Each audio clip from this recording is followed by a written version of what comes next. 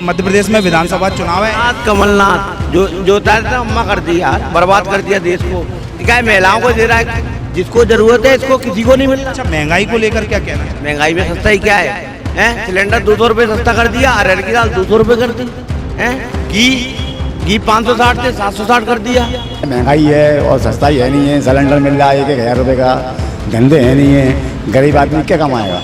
महंगाई 175 रुपये दाल लेके आए, आज 110 रुपये मूंग की दाल है। पहले 80 रुपये किलो थी, अब डबल हो गई ना। पहले भी 100 कमाते थे, आज भी 100 कमाते हैं। मेरे हिसाब से अगर पूछेंगे तो मैं ज्योतिराज सिंधिया जी को चाहूँगा। युवा है, नई सोच के साथ आएंगे। मामा जी तो मामा जी है फिर, लेकिन देते कुछ नहीं है, लेकिन देते कुछ नहीं है, लेकिन देते कुछ नहीं है। मामा तो शुरुआत से ही कंस होते हैं, मामा तो शुरुआत से ही कंस होते हैं।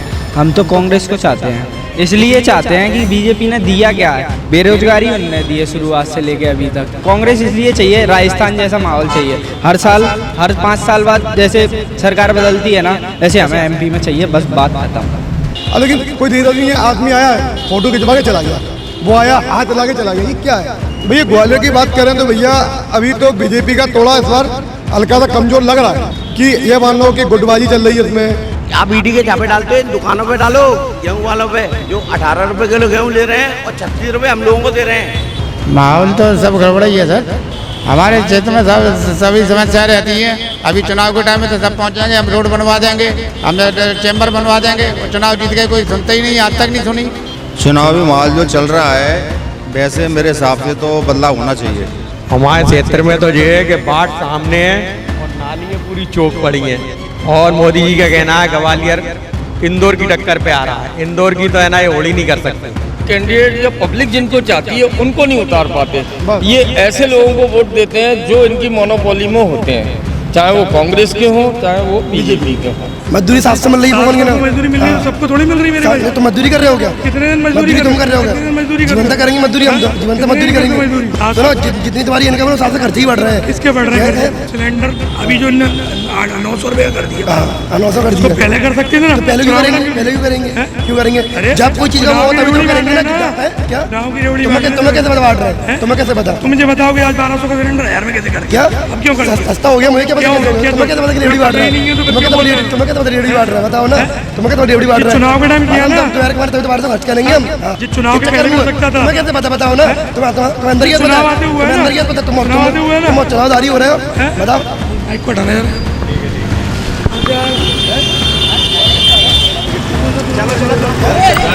अरे अपन को तो बहस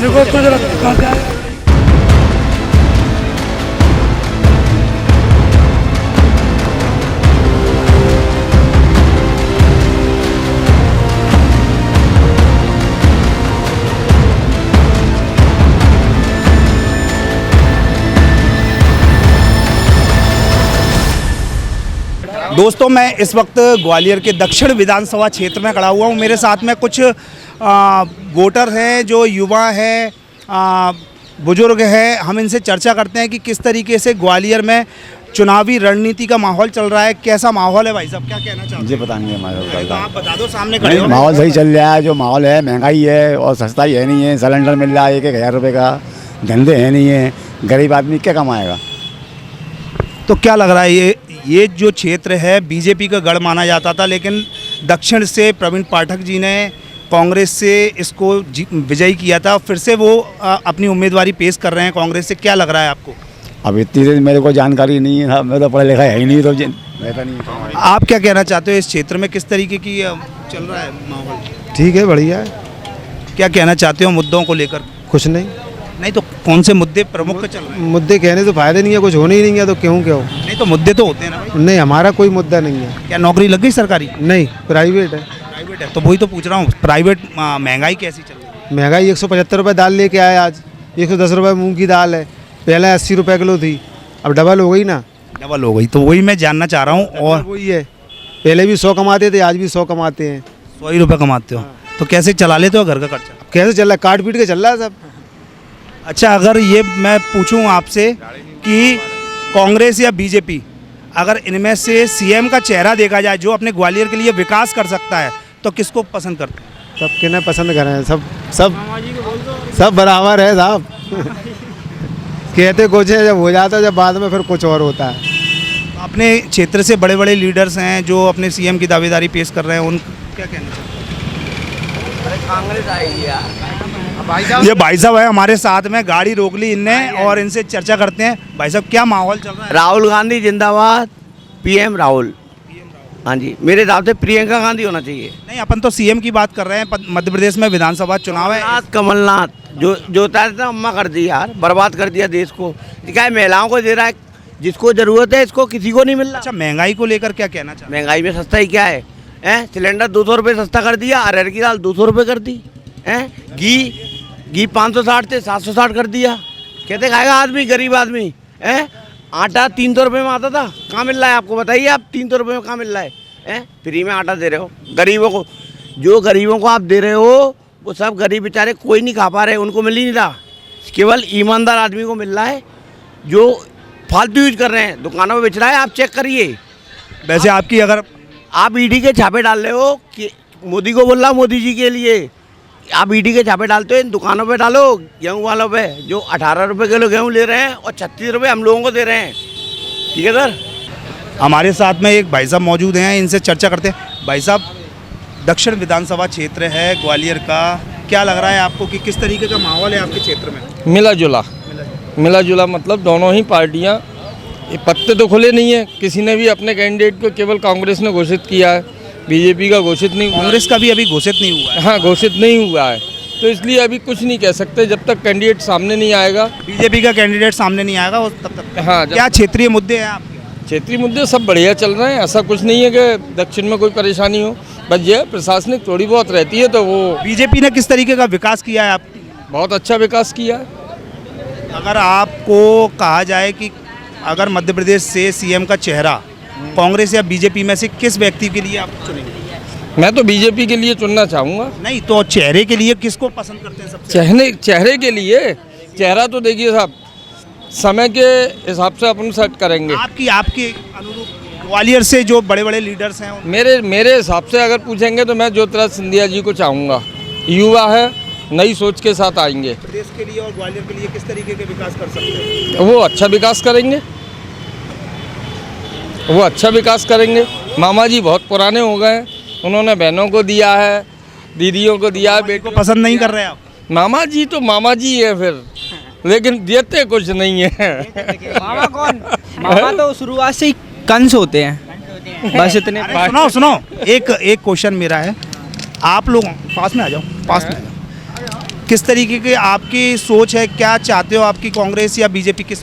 हम तो कांग्रेस को चाहते हैं, इसलिए चाहते हैं कि बीजेपी ने दिया क्या है? बेरोजगारी उनने दी है शुरुआत से लेके अभी तक, उनने कुछ नहीं दिया। नौकरी की बात करें, सरकारी नौकरी की, तो क्या? कुछ सरकारी नौकरी वोकरी कुछ नहीं। कांग्रेस इसलिए चाहिए, राजस्थान जैसा माहौल चाहिए। हर 5 साल बाद जैसे सरकार बदलती है ना, ऐसे हमें एमपी में चाहिए, बस बात खत्म। ये इनका थोड़ा सा कहना गलत है। मैं चाहता हूँ कि विपक्ष भी आए, जिससे सत्ता पक्ष ढंग से काम करे। मजबूत विपक्ष होना जरूरी है, बाकी देश हित के हिसाब से। भाई आप आगे आ जाओ। अरे आ जाओ, कुछ मुद्दे ले लेते हैं। मैं ये जानना चाह रहा हूँ, ग्वालियर दक्षिण का क्षेत्र है, क्या खास मुद्दे हैं? क्या आपकी सोच है कि भाई किस पार्टी को आगे आना चाहिए, किसको आप चुनना चाहते हैं अपने क्षेत्र के? भैया हमारे यहाँ से 5 साल बीजेपी भी रही और अब 5 साल हमारे कांग्रेस विधायक जी भी रहे, तो यहाँ तक उन्नति नहीं हो रही। उन्नति कैसे होता है? जैसे भैया उन्नति होता है कि सड़क भाई झाड़ू लगाने नहीं आ रही, कि पहुँचे वाली नहीं आ रही, कि कचरा उठाने वाला, ये नहीं होती। उन्नति होती है कि विकास होना चाहिए भैया। जैसे क्षेत्र में लाइट की व्यवस्था है, स्कूलों की व्यवस्था है, बच्चों को व्यवस्था है, हर चीज़ की व्यवस्था होनी चाहिए, जो नहीं है। लेकिन कोई देर नहीं है, आदमी आया फ़ोटो खिंचवा के चला गया, वो आया हाथ हिला के चला गया। ये क्या है? नेता होता है काम करता ही नहीं था, कोई भी नेता हो अभी तक। तो अब कोई नई पार्टी आए, नई चीज़ आए, नया विकास आए तो समझ में भी आए भैया जी।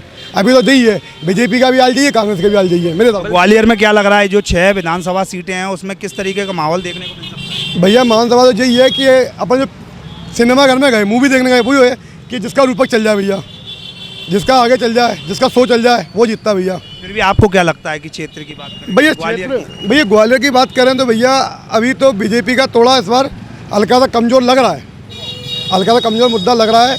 कि ये मान लो कि गुटबाजी चल रही है इसमें, जैसे पहले कांग्रेस में चलती थी अर्जुन सिंह जी की, सिंधिया जी की, वो शायद हमको लग रहा है, और बाकी इनका आपातकालीन अपने तकनीक पता नहीं है, और जनरली बाकी जनता है। पब्लिक के चुने हुए कैंडिडेट जो पब्लिक जिनको चाहती है उनको नहीं उतार पाते। बस। ये ऐसे लोगों को वोट देते हैं जो इनकी मोनोपोली में होते हैं, चाहे वो कांग्रेस के हों चाहे वो बीजेपी के हों। हमारे साथ में एक दिव्यांग व्यक्ति मौजूद है। भाई साहब, क्या चल रहा है चुनावी माहौल? चुनावी माहौल तो इस समय क्या है कि हर आदमी ये चाह रहा है कि मेरी पसंद का आदमी खड़ा हो।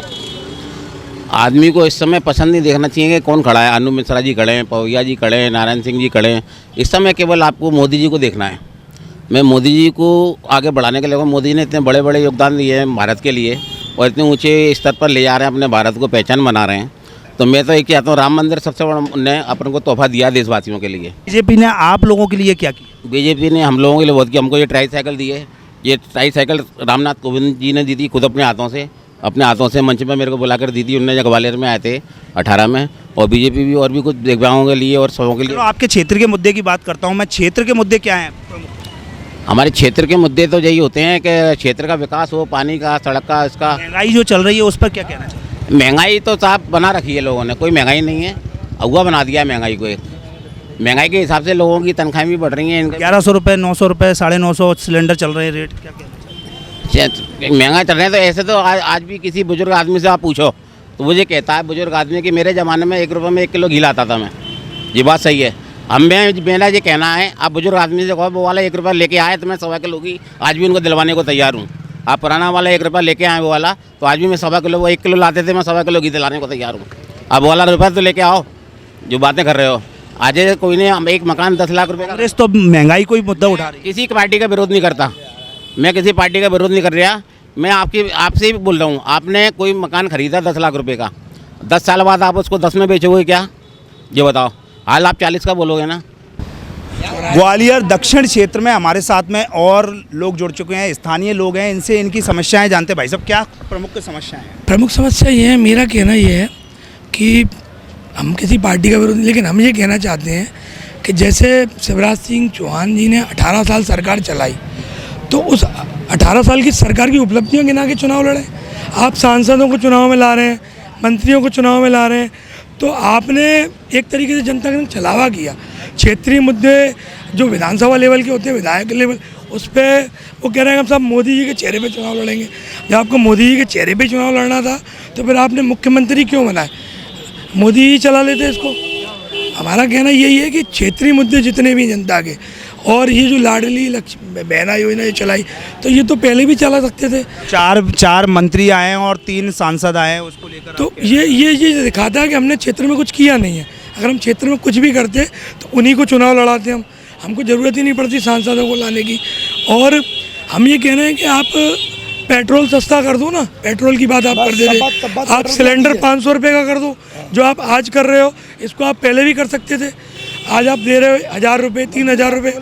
आज मजदूरी 700 मिल रही है, आज जो सामान है मजदूरी 700 मिल रही है, मजदूरी मिल रही है, सबको थोड़ी मिल रही है मेरे भाई। तो मजदूरी कर रहे हो क्या? कितने दिन मजदूरी तुम कर रहे हो? जीवन तक करेंगे मजदूरी, हम तो जीवन तक मजदूरी करेंगे। मजदूरी तुम तो नहीं कर रहे ना। सुनो, जितनी तुम्हारी इनकम है उस हिसाब से खर्चे ही बढ़ रहे हैं। किसके बढ़ रहे हैं?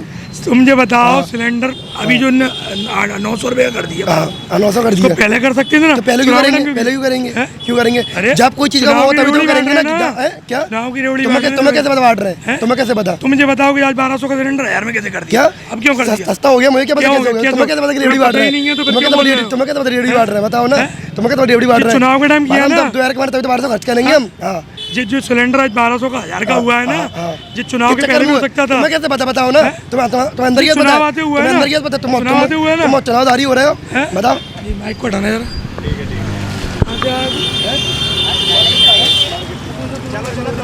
ग्वालियर के दक्षिण विधानसभा क्षेत्र के गोरखी पर मैं इस वक्त मौजूद हूँ। मेरे साथ में ऑटो चालक मौजूद हैं।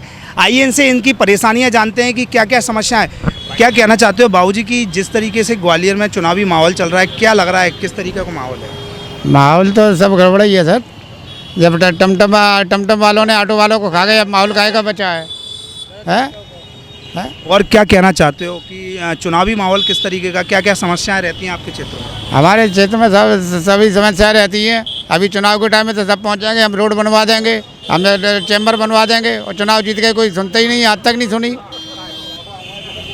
आपको अपने बच्चों के भविष्य और आपके भविष्य को लेकर क्या कहना चाहते हैं? अरे बच्चों का भविष्य तो सब ऑटो वालों को भविष्य रहा कहाँ है।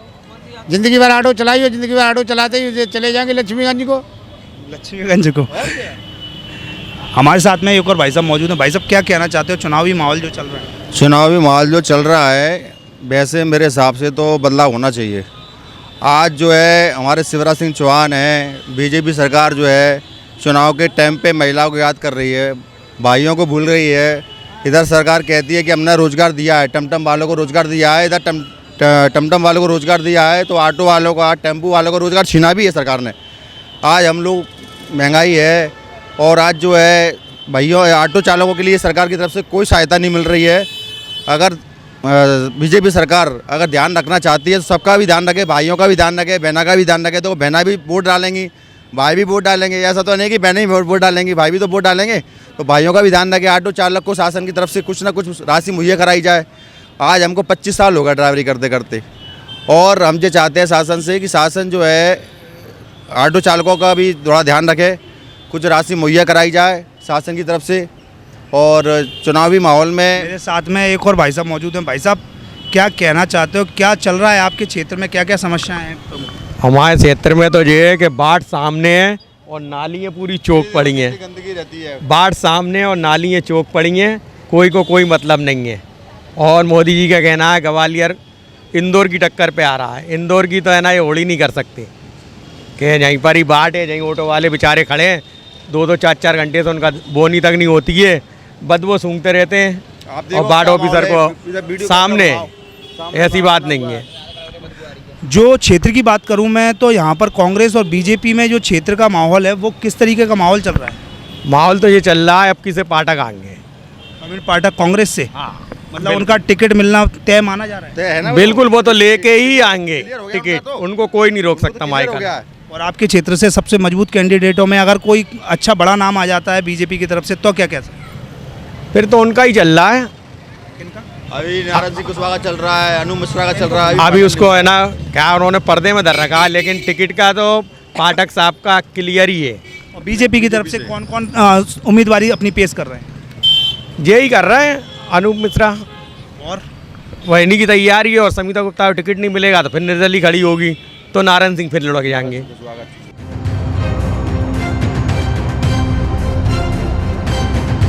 और भी रोचक खबरें देखने के लिए YouTube पर MP टुडे नेटवर्क को सब्सक्राइब करें, खबर को लाइक करें और बेल आइकन दबाना ना भूलें, जिससे आपको रोज नई खबरें देखने को मिलेंगी।